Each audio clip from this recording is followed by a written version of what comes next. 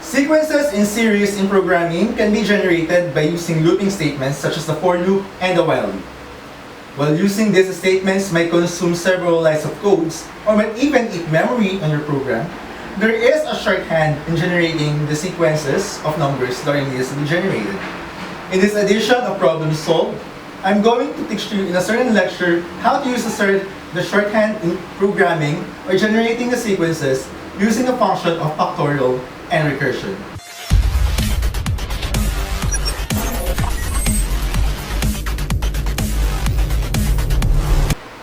Okay, recursion. Recursion. Okay. So what do you mean by this? If we say recursion, that means a recurring or something that occurs again and again in a certain scenario. Okay. So for recursion, that is a term used in programming wherein the certain code or the certain expression will be used over and over again until the loop is satisfied or until a certain condition is satisfied. So we have two types of recursion. First, we have the indirect recursion.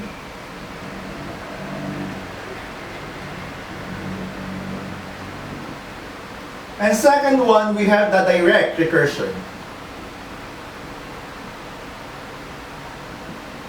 Okay. When we say indirect recursion, the recursion occurs within the condition.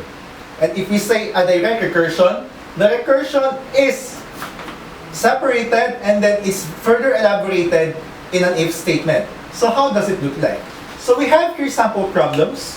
So let's take this sample code. So suppose we have here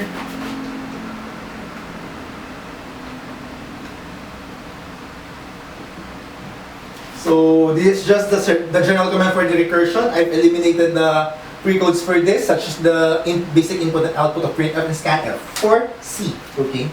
So suppose we have your factorial, which is our function. Okay. Then we have here int n. And inside this we have if n is equal to 1 or n is equal to 0. Return 1. Else, we have here return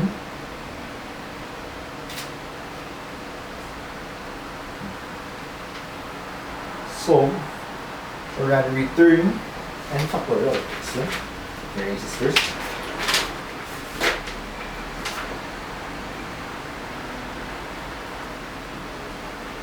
Sorry for this.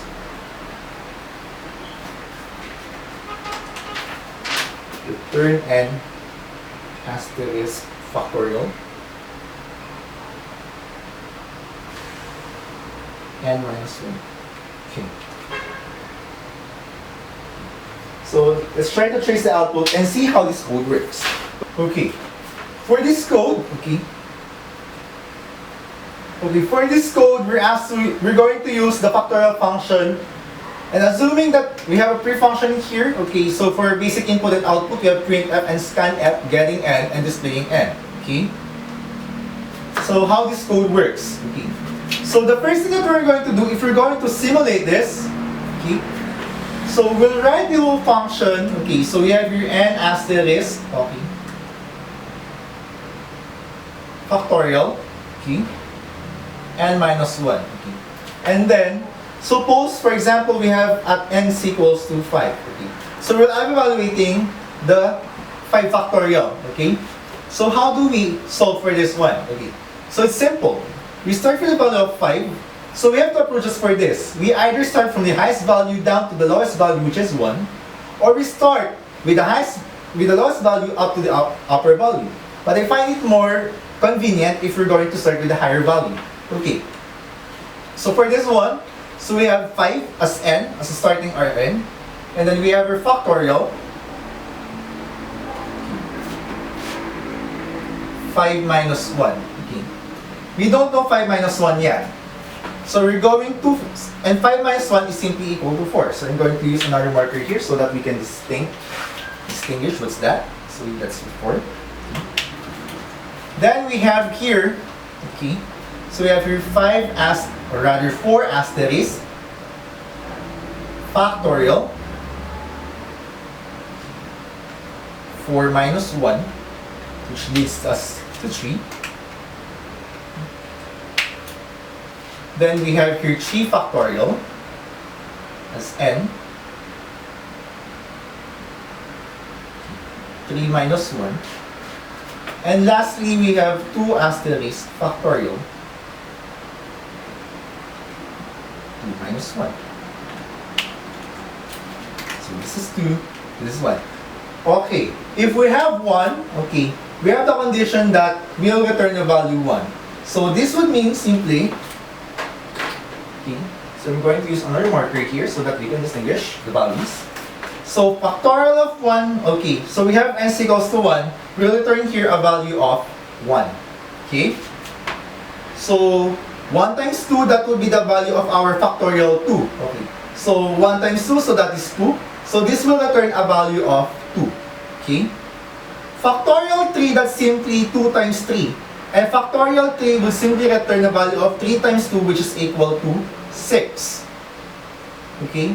We don't know factorial 4 yet. And factorial 4 will be simply equal to 4 times the value of factorial 3, factorial 2, and factorial 1, which is equal to the function 6. So 4 times 6, that is equal to 24. Okay, so this will become 24. And 5 times 24, that would be the value of our 5 factorial, which is then equal to our last value. So in general, if we're going to analyze all of this, okay, so 5 times 24, so that will be 4 and 5, 22, so 10, 1 by, okay. So we have here 120 for this. Okay. So this would return 4 times 6, so that would be 24. This would return 6, and this would return 2. So as we all know, 5 factorial is equals to 120. Okay. 4 factorial is equals to 24. Okay. So 4 times 6, 12 times 24. 3 factorial is equal to 6, and 2 factorial is equals to 2. 1 factorial is equals to 2. So without using the looping statement, as you can see, we have generated the factorial, or what will be the value of a factorial of a certain number by using this shorthand. Do you have any clarifications or problems with regards to sample code? Okay. So don't worry, you're going to have more sample code so that we can further eliminate and more so we can practice and further understand how this code works. Okay, I just raised my board and we have here another sample code. Okay, or sample problem. So solve, okay, so in A, so we have here the condition. Okay, so how do we trace this output, or how this code works? Okay, so there's another example of an indirect recursion. Okay, so just like what we did with the previous example, so we're going to use the recurring function. So we have here solve. Okay, solve a minus 1 plus 2. Okay. So suppose we ask, okay, so our input would be at a is equals to 5. What will be the new value?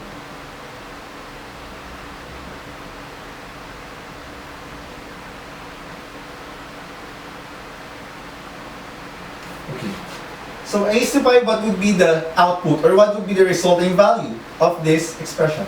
Okay. So by using this, okay, remember that if the value is already 1, it will return the value of 2, okay?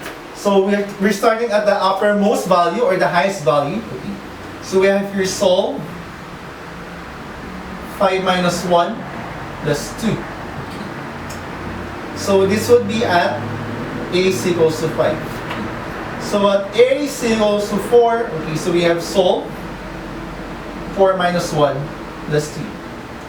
So at a is equals to 3, we have resolve 3 minus 1 plus 2. At a is equals to 2, we have resolve 2 minus 1 plus 2. And we know that at a is equals to 1, okay, we'll return simply a value of 2. Okay. Now, I'm going to use again another marker so that we can distinguish the difference. Okay. So, solve 5 minus 1 plus 2, so that would be solve at 4. Okay. So solve 4 minus 1 plus 2, so that will be solved at 3. Solve 3 minus 1 plus 2, so that will be solved at 2. And solve 2 minus 1 plus 2, so that will be solved at 1. And solve at 1 is equal to 2. Okay? So directly, we can say, oops, it's my other marker. So it's here. So let's retrieve all the values. So that would become 2. So solve 1, that's 2. So 2 plus 2, that's 4. Okay? So solve 2, so 2. So solve 2 is equal to 4, so this would be 4. Okay. 4 plus 2, that would be 6. Okay? Solve 3, that would be 6. Okay? So 6 plus 2, that would be 8. Okay? And solve 4 is equals to 8. So that 8 plus 2 is equal to 10. And that will lead us to the values. So that the new value at a is equals to 5 would then be equal to 10. And that would be the answer for this problem. For further understanding of this problem, let's try to alter the code a bit. Okay. What if I change return 2, instead of 2, I'm going to change it to 1. Let me erase this first. I'm going to change this to return 1. And this will be code 3. What will happen? Let's see. So I alter the code a bit so that I'll know if you understand the lecture or not. So return 1 instead of 2, and this will be our sample code 3. And again, this is still an indirect recursion. So let's see if you can try to decipher the code. Okay. So let's try at a is equals to 6 instead of 5. Okay. And this would be the new lines. Okay. So at a is equals to 6, so solve. Okay. 6 minus 1 plus 2 equals, we don't know yet. At 5, solve 5 minus 1 plus 2. We don't know that yet. At 4, solve 4 minus 1 plus 2. We don't know that yet. At 3, solve 3 minus 1 plus 2. We don't know that yet. At 2, solve 2 minus 1 plus 2. And we don't know that yet. And we know that value of 1, the return value would be 1. Okay. Let's now try to analyze this. Okay. So, I think it's better if I cancel out some of the values here. So 6 minus 1, so that would be 5. 5 minus 1, so that would be 4. 4 minus 1, so that would be 3. 3 minus 1, so that would be 2. And 2 minus 1 would be 1. Okay. Now let's get the values. Okay. We're moving from bottom to top. Okay.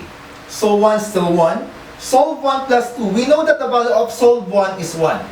So 1 plus 2, so that would be equal to 3. Okay. Solve 2. We know the value of solve 2 is equal to 3. Okay. So this would become 3. So 3 plus 2, so that would be 5.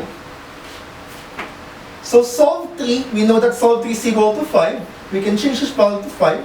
So 5 plus 2, this will lead us to 7. Okay, so solve 4. Solve 4, so that's the value of this one. So solve, okay, so solve 4 is equal to 7. So 7 plus 2, so that would be 9. Okay. And solve 5, so solve 5, that's equal to 9. I can change this to 9. And 9 plus 2, that would be 11. And we have generated 1, 3, 5, 7, 9, 11. And the new value would then be 11. And this would be the answer for this code. Are you illuminated with this code? Or this lecture helps you? Okay. So, if you have questions regarding indirect recursion, before you go to direct recursion, which is the next example, don't hesitate to send me a private message. Or don't hesitate to reach me anytime through any of the medium. So the next example would be about direct recursion. Now let's have here a sample problem for direct recursion. So this is an example of a direct recursion. Okay. So as you can see, there's an if statement and else, and then it's all separated. Okay. And it's more elaborated or more clarified. Okay. So suppose we have at the value of a, okay, is equals to 5. Okay. So what would be the output, or what would be the generated output of this program? Okay. So just like what we're doing with the indirect direction, okay, or the indirect recursion, okay. So we're going to write the recursion function. So that will be solve a minus 1 plus c. Okay. So we have resolve a minus 1 plus 2. Okay. So this will be our general expression. Okay. So just like what we're doing with the previous examples in the indirect recursion. Okay.